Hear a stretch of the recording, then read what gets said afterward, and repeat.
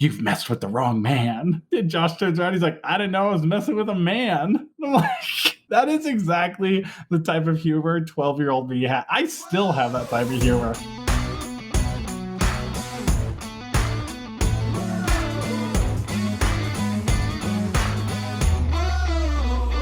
Welcome to the What's Our Verdict podcast, where we fashion ourselves cinematic judge and jury. My name is JJ Crowder. I'm here with my co-host, Mattson Heiner. Better red than dead. And Javier Ortiz. What is up, my nerds? All right. Do you ever find yourself wondering if you should spend the time, money, or both on a movie? Well, we're here to answer that question for you. Each week we put a movie on trial, discuss the facts, pass judgment, and let you know our verdict. We do appreciate any help growing the podcast. Go ahead and hit that follow or subscribe button. Tell a friend about us. Check out our website and subscribe to our email list for exclusive content and updates. Today we're reviewing Heavyweights. It was released on February 17th, 1995. It's directed by Steve Brill. It was written by Steve Brill and Judd Apatow. It stars Tom McGowan, Aaron Schwartz, Sean Weiss, Tom Hodges, Kenan Thompson, Paul Feig, and Leah Leal. Plump kids are lured into joining a posh fat camp with the promise of quick weight loss and good times, only find out that the facility is a woodland hellhole run by a psycho ex-fitness instructor. Wow. I know, right? It's quite. Is that from IMDb? That is from IMDb. That's a great summary. I know, it's kind of funny. Sometimes IMDb kills it, and sometimes they're like worthless, but that one was pretty good. So a posh fat camp. It was pretty posh, dude. Yeah, the Blob. That's great. Because this movie was released in 1995, we're not going to do a spoiler-free review. So if you haven't seen this movie and you have a desire to watch it, you can go check it out. It's on Disney Plus, and I believe you can find it on Amazon as well. So go check it out. Come back, join us. If you're not willing to listen to spoilers, go watch it now. Come back. We're going to spoil the shit out of this thing, and then we'll rate at the end. So we're going to skip that early rating. But let's just jump right in, guys. I hate to break this to you, but as the old man of this group, like, I did not enjoy this movie. I remember as a kid giggling at it, and by kid, for me, this movie came out when I was 14. I was probably 15 or 16 when I actually watched it because it was on TV, or maybe a cousin. I don't even remember what prompted me to watch this movie, but I remember giggling at it a little bit when I was a kid, but I think I might have cracked a couple of smiles during this movie. But AJ, I'm just going to stop you right there, because if you're telling me that Bill and Ted was funnier than this movie, then again, we're going to go back to our Bill and Ted podcast. I mourn for your sense of humor. You don't have any consistency. This is a posh fat camp where we get to watch fat kids feel good about themselves, and you're telling me you couldn't find it in yourself to laugh not once, not twice. I am offended in your sense of humor. If you had watched this movie with us, I guarantee you would have laughed. I'm sorry for you. No, I would have laughed. And I have COVID right now, JJ. I am fatigued, and I want our listeners to know there's a good chance I have COVID right now. Have COVID. I might have COVID. This could be my last podcast. JJ, I want you to know your sense of humor sucks. Dude, let me back this train up first of all. A posh fat kid camp, for the first 60 minutes of this movie at least, a 90-minute movie, barely a 90-minute movie, you're not laughing at these kids feeling good about themselves. If you're laughing because they're being tortured by a shitty Ben Stiller. That's not laughing at them being good, feeling good about themselves. They don't feel good about themselves most of this movie. I never made that argument. Fat camp. But I feel like that argument can be made because most of those kids are very confident in their bodies. So I don't know. I think you can make the argument that they're feeling pretty good about themselves.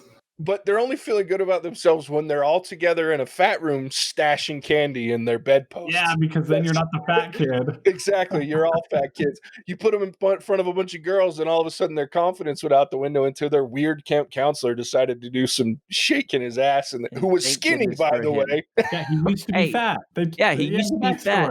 Jeez, get your facts right, JJ. He's a success story. Arguably the only success story that this campus had. Because kids come and go out of this every year. The kids are still overweight.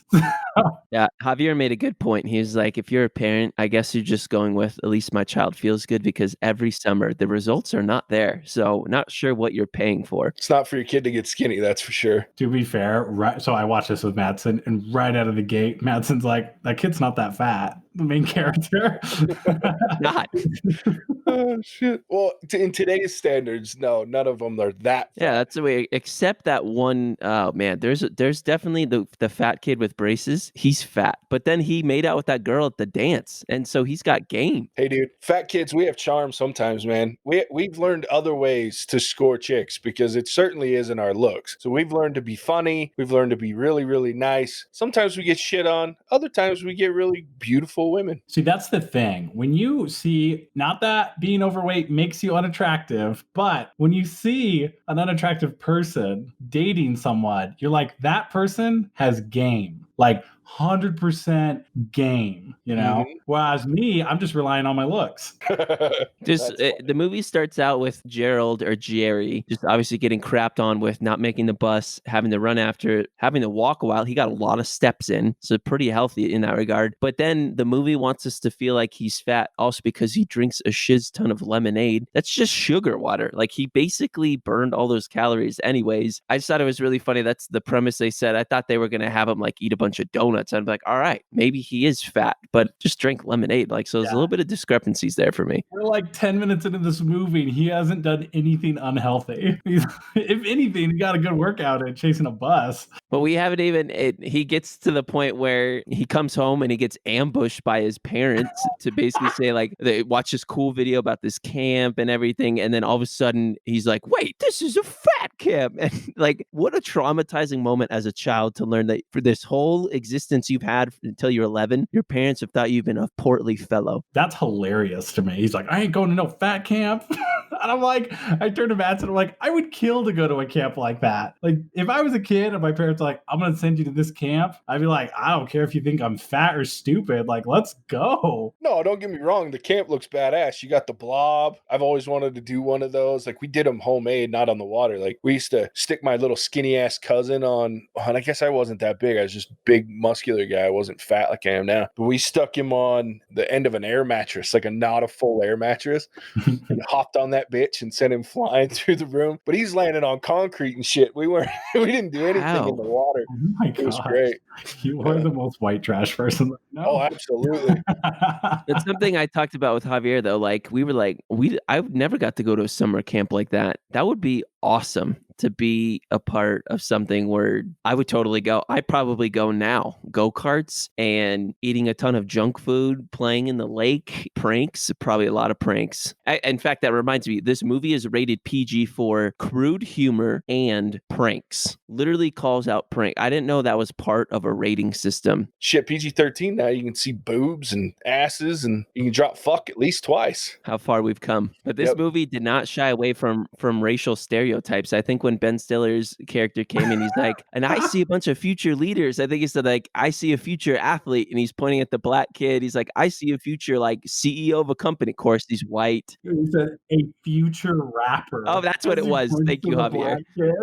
Future rap artist. Yeah. Oh my gosh. I thought there were so many good one-liners in here. Where he's like, oh, when they're like roasting Ben Stiller and he walks away and he's like, you've messed with the wrong man. And Josh turns around, he's like, I didn't know I was messing with a man. I'm like, that is exactly the type of humor 12-year-old me had. I still have that type of humor. I still think that's funny.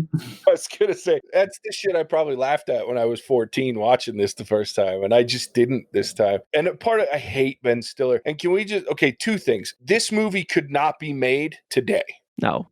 The only people that could make it are South Park and get away with it. And I don't even know if they could do an episode about a fat guy, but I don't know that you could make this show about a bunch of fat kids at a fat camp that are getting tortured by a former fat kid turned skinny man that's like, seriously, and then the race, like you said, the racial jokes, the fat kid jokes, the making fun, like the sexually charged jokes as far as like the kids with the girls. You couldn't make this movie today. You're probably right. I think 10, 15 years ago, we were just more explicit. I was listening to music that I listened to like in middle school, high school. And I was like, oh, wow. Yeah, we're just straight up talking about sex. Like we're not trying to hide it behind anything. It's just, I don't know. Maybe we're just more open with ourselves. We're just more accepting of ourselves and our shortcomings. Oh, I think there's a certain level of tenderness that's worked its way into the world that didn't used to be there. Oh, that's probably good. That's a good way to look at it. Much more easily offended than we used to be, for sure. And I say that understanding that I am a cis white male. So take what I just said for what it's worth. But I do feel like people get offended far too easily these days. But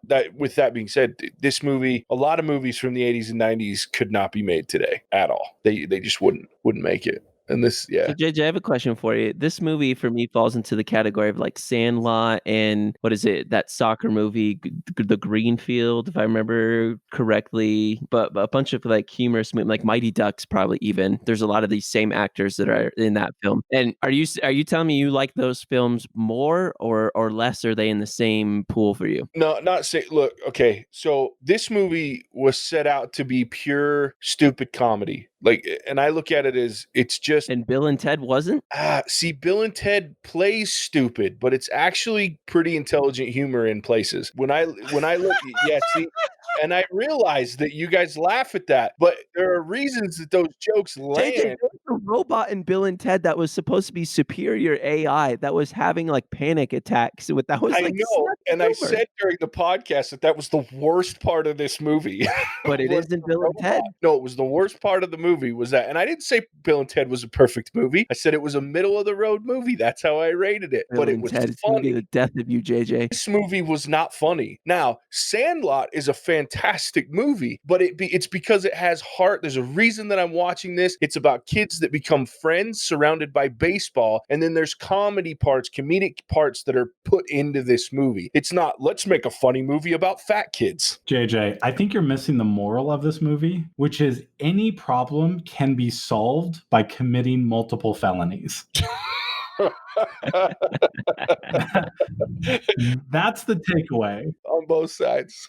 Oh, God. Not to mention you have this. Oh, it's just terrible. Ben Stiller ruins everything for me for the most part. I hate him. He's so good in this movie. I love him in this. He's the same character he plays in Dodgeball. Like exactly. The two movies, that Dodgeball and this movie, and then the only other movie I actually kind of like him in it is Meet the Fockers, but Dodgeball and Heavyweights, he's perfect. He could not be any better. Yeah, I think he's good for the stupidity of this movie, right? Which is just sure he fits. Yeah, he fits. And that's my point. Like, I don't like Ben Stiller in a lot of things, but I like him in this because it fits whatever it is that they're doing, which is basically just fat shaming children. And he just does it well. I mean, look, don't get me wrong. Yes, he is a perfect placement in this movie because he's horrible. I don't mind him in Meet the Fockers. He's actually tolerable in that movie. But he's so bad. And I hate this character.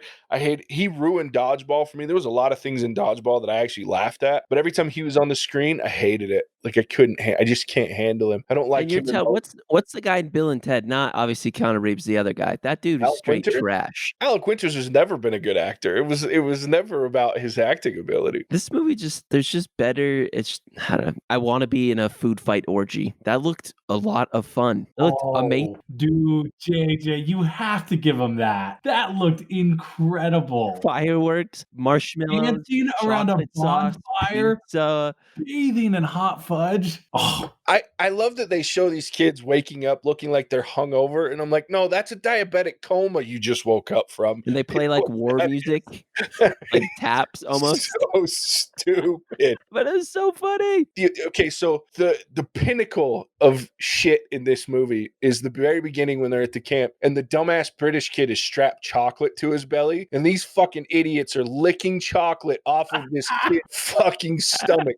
It's foul and disgusting and not even remotely funny. Hey, it was that one kid that was caught eating a cheeseburger in the bathroom. Clearly, he doesn't have any sanitary standards. Well, no, they all do it. Because the first kid, that kid wipes his stomach. He goes, oh, this can't be sanitary. Sticks his whole hand in his mouth, licks the chocolate up. And then Josh comes over and like, let's get him. And they tackle his ass, and they're all eating directly off this kid's stomach. It's disgusting. This movie is horribly offensive. So Can I just say, I love that scene because it was like, what are they going through? Like TSA candy patrol and like meat, but it was awesome. They had like dual wield salamis on his back that they had to get off. How odd! And they had the cubbies to hide it in, the floorboards. Like it's pretty cool. It's like CIA for candy. And then that one kid, previous camp counselor, turned on them. That son of a witch, dude. I mean, talk about a narc. Well, and then to make it even worse, later on in the movie, he stashing stuff in the woods for them and taking their money for it. Smart fat kid. Oh, that's the same kid? The same Yeah, counterfeit? he made a business for himself. Yeah, he What helped a them take all his turd. stash, and then he started selling their stash back He to was like, maybe that's where Uber, like Uber Eats, Grubhub, maybe that's where they got their idea. This movie, Being the middleman. the middleman, skimping a little off the top.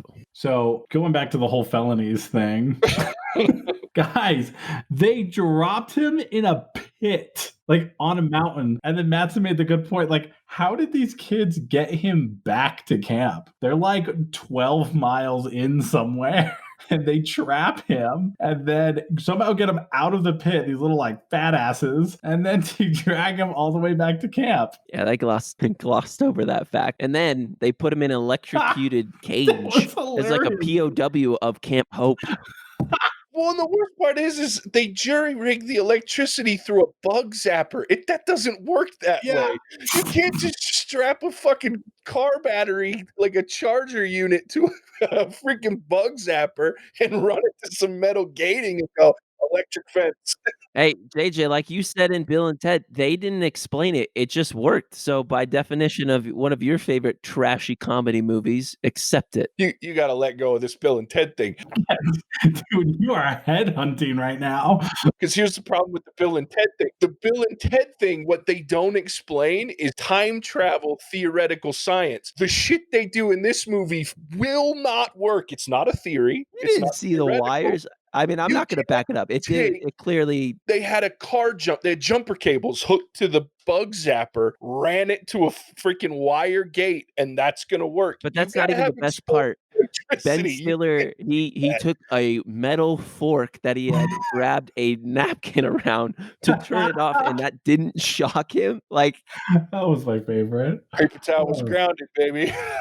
Ugh. but I want Javier to talk about, I think, his favorite scene in this movie when they do the mid camp weigh-in with all the scale, Javier. That was hilarious when he's trying to make this promotional video and he's getting all hyped and he shuts down the cameras and he just screams at these kids. He's like, all right, turn the cameras back on. He's all hyped again. He's like, get on the scale. And then he switches it once to get off the scale.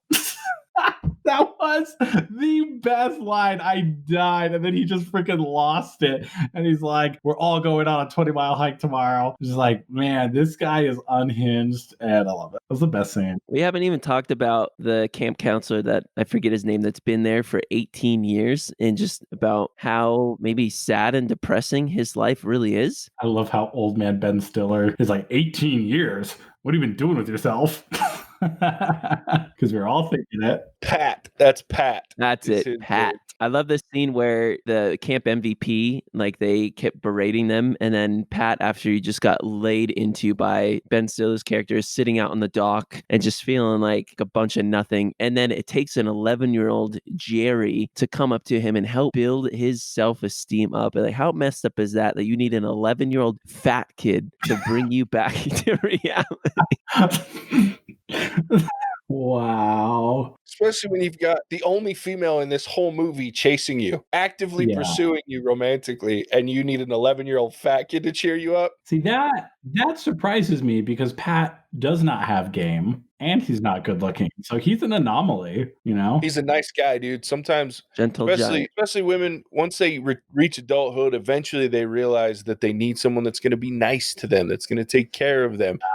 And Pat's I that guy. finished last, JJ. Oh, dude, I finished last, man. I'm aware.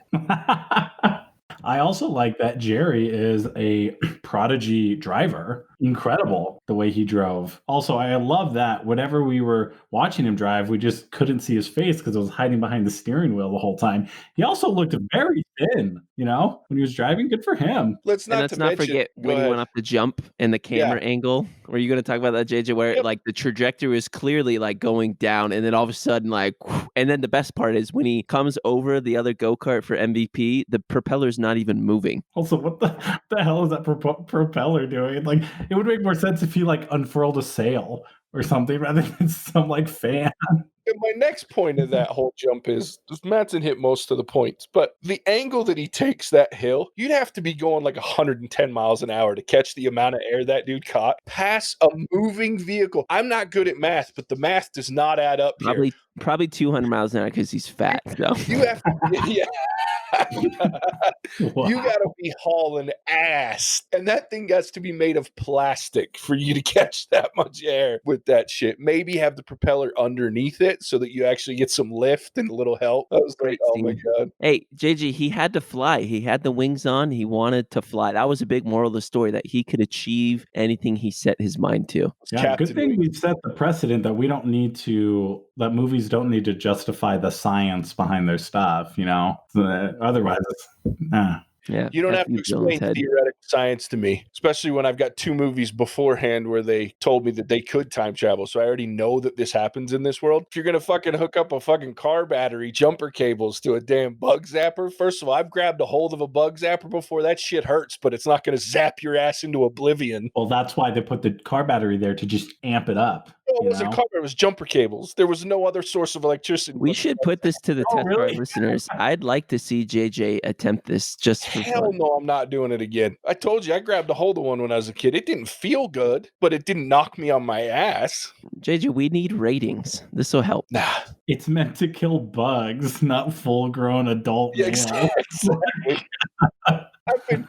I've changed I've changed light fixtures. This nice little beautiful ceiling fan I have floating over me right now, we replaced not that long ago. I zapped myself pretty good changing one downstairs. That shit hurts and almost made me puke once I got zapped so good. Bug zapper just felt like I was holding on to one of those like muscle flexor things. Because again, like Javier said, like chiropractors use. Yeah, like the TENS unit or something like that, where it makes your muscles flex real hard. It just made my whole arm feel like it was in a TENS unit. So yeah, bug zapper's not going to do that. And a freaking steel framed go-kart's not going to friggin' fly 20 feet in the air. Also, I love that they stole like a boat motor and he converted it into a go-kart engine. Which is a completely different type of motor. Hey. Amazing. The horsepower there, pretty incredible. We haven't talked about one of my favorite characters in this movie, Lars. The nurse. Oh, Lars. Lars first. We don't know where Lars came from, except that he came from far away. Lars, what kind of name is that? I have a ruptured sternum, so when I sleep, I make a very disturbing noise. But do not be alarmed. I am fine. But my 2 favorite parts of him first, the first scene is the buddy system where he says body, but before that he kicks a bunch of the kids into the pool. But as Javier called out, what was his name? Josh, he doesn't have a buddy. He's just chilling on the dock, and whoever his buddy was, buddy, and he just raises his hand next to no one. But the best Lars scene is during the food orgy when he's got like 4 donuts in his hand and he's just feeding people left and right these donuts. That part just made me giggle. When he's tied up to the tree and they're like, we just found out that if you don't have a job, you get deported, which is not how visas work, And they're like, are you with us? Or are you against us? And like almost to tears, Lars says that he's with them. I'm with you. I love you. Oh, yes. Freaking Russians. I'm pretty sure he was German or Scandinavian at least. Okay, that's fair. That's fair. Lars is a very Scandinavian name. I'm just saying that was during a time when, we could still pick on Europeans. I mean, we still can, but like we just did it more back then, and it's just always going to be funny to me, So there was one line that actually almost made me giggle when Ben Stiller's character is trying to coax the fat British kid with the Hershey's Kiss. And he's like, I don't even remember the kid's name, but he says his name. Nicholas, you've been a great guard. You've made your queen proud. Strong and fair. Yeah. I almost laughed that sequence where you would have made your queen would be proud. Like that shit was almost funny, but then they ruined it with the bug zapper. Because they don't tell you what it's hooked up to when he first zaps himself. You're like, oh, they got an electric fence. That's cool. And then that scene's where you see the bug zapper because he puts the fucking fork in it. I'm like, hey, dude, maybe they have some crazy bugs that we don't know about, and it's like they need like a taser like zapper, Yeah. All right, JJ, I gotta ask this because do you find Home Alone funny? Home Alone. I find parts, but not the parts that most people do. But like, so for example, like I find the parts where he does the pizza man wrong the first time with that movie and the fucking the Merry firecrackers. Christmas, filthy the animal. firecrackers in the bucket and it makes the pizza freaks the pizza. That shit's funny. The shit where he's being an adult and goes and buys groceries and then they break on his way home. That shit's funny to me. Oh yeah, he's walking. Yeah, just out of the fucking. And he just got done like lecturing the lady that was selling him groceries. Like, my mom's in the car. She sent me in to do something, and she's like, I'm sorry, and takes his money. He's walking home all proud of himself and thunk. I'm like, that shit's funny. But Wait, how old were you when that movie came out? Home Alone? Or when you saw it? Ooh, I was a kid. I mean, I was a child because it was in 88? I guess because nothing in like Bill and Ted was funny to me, but those moments like Home Alone and Heavyweights is the same, where you have just like stupid, outlandish, like this could never even be possible stuff. That stuff can make me laugh. Yeah, it's 1990, so I was 8 years old when it came out. And don't get me wrong, like, look, I don't laugh at like the stupid swinging paint can shit off the fucking banister and hitting somebody in the face. When I was a kid, that was funny. When I was 8 years old, I thought that slapstick shit was hilarious because I'm an 8-year-old kid. As an adult, I could watch Home Alone now and I laugh at the adult shit, right? Like I laugh at the tarantula crawling on his face and the dude hitting him in the chest with the crowbar. Don't move. Yeah, exactly. Because if I'm in that situation and Javier has a fucking tarantula crawling on his chest, sorry, dude, you're getting hit with the crowbar. I'm just telling you, I will do anything to kill the spider because I'm out. That's, to me, that as an adult, that's the humor that's funny. The paint cans and the stepping on because adults, the stepping on the nail shit, like the only slapstick one I do laugh in that movie is when he pulls the thing for the light switch in the basement. The iron. In the face. I do laugh at that stuff. And actually, I laugh more at the fact that they left the iron thing on his face the whole fucking time than I do the rest of it. My favorite laugh from that, though, has to be the Christmas ornaments and the open window with how much force he just puts down getting into the...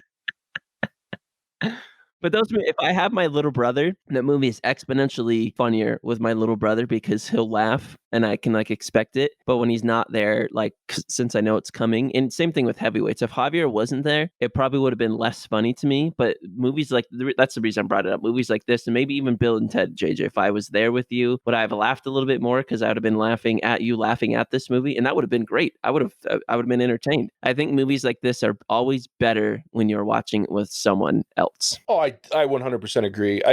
Comedies to me are meant to be watched and ingested with friends. And because even if I don't find something funny, like I could probably watch this with you guys. Like I'm sitting here and listening to you guys get all excited and laugh about it. It's kind of like when we did earlier episode, like what was it, our second or third episode? It was me and Javier and Ian, and we did Larry Crown. To be honest, most people watch Larry Crown and don't probably think it's as funny as I do. That whole movie, like I laugh my ass off, like tears in my eyes laugh. And Javier was like, he's like, dude, I don't get this movie. But you listen to that podcast, all he and I did was laugh for 45 minutes because I found this shit so funny. So like sitting here talking to you guys, you find it so funny. You guys start saying all this shit and how excited you get. And I can't help but sit here and laugh at it with you because I'm enjoying it. You would have laughed with us because we made some pretty stupid comments. Oh, I'm sure I would have died laughing. But sitting here in my room watching it by myself, I was like, But not Bill and Ted. No, Bill and Ted, I laughed quite a bit by myself. That's exactly how I felt about Bill and Ted, though. I'm like, this would be funnier with someone who thinks this is funny. Agreed. Right? Yeah, it's just different. 100% agree. Casey and I, we watch comedies and she thinks shit sucks and I'm laughing my ass off and vice versa. I'm watching this going, this shit isn't funny. But she's over there giggling and then I can't help myself. So I always think comedy should be watched with other people because it adds value. I really feel like it adds value because we all just have such different senses of humor that I think being able to enjoy just the jovialness of someone else enjoying a comedy is enough, you know? I think that Weight should also be watched. Weight? Heavyweight? Watch your weight. Oh, I do watch my weight. I watch it get heavier every day. No, dude, you lost like 30 pounds, dude. Don't give me that shit. I've been watching it melt away lately. Nice. And watching everybody else eat delicious food. Yeah, that's always the tough part about trying to cut weight. You're like, man, I remember what it was like to eat. But for our listeners, I was the one that requested this movie. I will kind of want to, we were going to do this movie a couple weeks back, but then all these movies came out. For me, this is a great bookend to a summer summer, like for a normal summer, not like a 2020 summer. But there's just a lot to this movie's stupid. It just took me back to my childhood, where I didn't have at a summer camp, which would have been a lot of fun. It made me think about how I used to value candy and junk food in ways that I never did, because I was one of those kids where my mom, we never had junk food in the house. So my friend Tyler, he was the junk food house. Like when I go there, I'd eat Twinkies, Cheetos, Doritos. I'd drink root beer, Mountain Dew. I'd eat Rolos, Snickers, Musketeer bars, like till I would be like totally just filled up in like a food coma like those kids. And this movie just hits a lot of that for me, and the nostalgia of the kind of bonding as a group but not having a lot of responsibilities. Those parts of life, when we're younger, we always want to be older, and then we get older and we're like, this sucks. I got to pay the bills. I got to work. I got a 9 to 5. But those kids at the summer camp, their goal is just to survive this tyrant that is Ben Stiller's fitness, the Perkisize me stuff. And I just love the camaraderie that they build, and it makes me smile. No, it's fun. And you brought up the other part that almost made me laugh was when they first wake up after the fucking sugar party, and he's like, did we learn anything from this? And the one kid's like, yeah, don't put Twinkies on your pizza. I was like, okay, that's funny. That one made me smile. Like no self-control. Or the when Ben Stiller uses the megaphone and he says something to the extent of, what does he say, Javier? It's the one where he says you're worthless, basically. You have your value. Evaluation. The key word is value. Do you have any? No, but you will. Amazing. I also like the like propaganda that they show to the parents against him, and he's running behind this kid, and he's like, my grandma can run faster than you, and she's only got one leg. So good. Or this show didn't even shy away from the girl at the dance that was like, they're all, what did she say? Like, they're all fat. And she's like, well, Susan or whatever, like, you throw up after every meal or whatever. I was like, oh, dude, we are not pulling. She does not miss with these freaking digs. Welcome to the 90s, boys. You can get away with anything in movies. Wonder what that girl's doing now. So how old were you fuckers when this came out? 4? When did it come out? 95. 95? I would have been 3. Jesus. Well, it depends. What month? February. Yeah, I would have been 3. Wait, no, sorry. So I was born August 92. So came out in February of 95. Yeah, so you... fuck. I would have been 3.5. Yeah, let's do math real quick. Okay, then I would have been. I'm a year younger than I think, right? So I would have been 2.5. Jesus, guys, I was starting high school. Yeah, I was. That does make you sound old, JJ. I was almost 15 years old. You could have been our camp counselor. Could have been. It could have been. Amazing. Fun story about camp counselors, actually. So I went to a Cub Scout camp once, and I had a counselor. He got all of the scouts together. There's probably like 50, 60 of us in this like outdoor auditorium. And he was standing at the bottom, and it was lunchtime, and he was like, hey, I forgot my food. Does anyone have food? And I was like, oh, I do. I think I do. And I take an apple out of my sack, and I don't say anything. I don't tell him that I have it. I just chuck it down at him, and he turns around as I throw it, and it explodes on the back of his head. I'm talking this apple just, and this might just be my memory, but dude, it was eviscerated on the back of this dude's head. And he flips around, and he's like, who threw that? And every one of these kids freaking just turns and points at me. That's hilarious. I was a camp counselor in the summer one time when I was 17. No, I was 18. I had just graduated high school. And Beaver, Utah, I love Beaver, has the Beaver High Adventure Camp. And you go up there, and we spent the summer up there camping. Like they let us stay during the weekends. During the weekends, we could go up there and fuck around on like all the shit. So you could go rappelling. They had like a zip line. You go there, a shooting range. You go hike, do all this crazy shit. So we stayed up for almost the whole summer. We just camped up there all the damn time. And then kids would come up during the week for like scout camps and shit. And we'd have to run all the stuff. And I don't do heights. I'm not a heights guy. So rappelling, I rappelled once that place one weekend, and then like the first time, because I don't know if you've rappelled, that shit's terrifying for somebody that's afraid of height, because you're going backwards. Ledge. Yeah, like you gotta like sit. It's like they're like sit, and I'm like, sit on fucking what? It's nothing. It's on nothing. And they, you on belay, all that shit. So, and I did it one time, and I was like, never again. So then they were like, you got to run. I'm like, no, I'm not running that shit. because then they're going to want to see me do it. And when I'm standing on the edge shitting myself, these kids are going to be like, no, I can't do this. And then it's my fault. Fuck that. I'm out. So I sat and ran the shooting range the whole summer. That was all I did. Oh, Yeah, that would be fun. I would do that. Yeah. Well, I mean, it was fun to a degree because it was either bows and arrow, which is cool. I love bow and arrow, bows and arrow. But the other one that we never got any cool guns for them was like 12 gauges and like BB guns. Like 22s. Yeah, exactly. And then my friends would bring up like their fucking 9mm and all the cool shit during the weekend and we'd shoot. That's awesome. So, yeah. Anyway. All right. Anything else we want to talk about with heavyweights? What a silly fucking movie. I'm pretty sure we just said every line in the movie. Probably. It's not a long movie. Let's go ahead. Damn you, devil dog. Yeah. Let's go. Jesus. Let's go ahead and rate this thing. I'll kick it off so I can just get the low rating out there. Look, I didn't enjoy this movie. As an adult, it wasn't fun for me. I know as a kid, I watched it as a kid and laughed. I know I did because my humor was very different then. I enjoyed slapstick. I enjoyed this very Not much better now. indulgent. Wow. And I can say the same about you. The fact that you laughed at this movie makes me feel bad for you. It was I like slapstick. I don't enjoy it as much now. This movie was hard to watch for many reasons for me. One, because I am fat, so watching someone degrade a fat child was like, wow, this is rough. Because I know how bad, like somebody calls me, I call myself fat as all I am because I am. When someone's being shitty about it, like it doesn't feel good, you know what I mean? Because it's ugly. So watching it happen to a kid made me uncomfortable. Anyway, on top of that, I just didn't find it very funny. I could see where someone that enjoys that type of humor, where this would be an extremely funny movie. And so all for it. If you like slapstick, you like denigrating humor, you like kids getting made fun of, that shit that you laughed at when you were a kid, go for it. Watch this movie. Not for me. I will probably, and there's no probably, I'll never watch this movie again unless these guys pay me to watch it with them so that I can watch them and laugh at them laughing at it.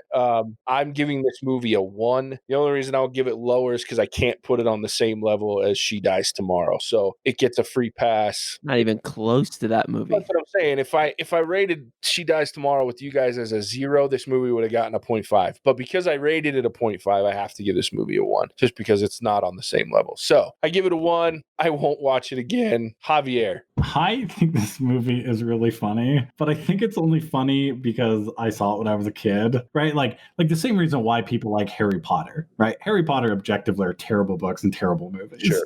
But if you grew up with them, then you really like them or whatever.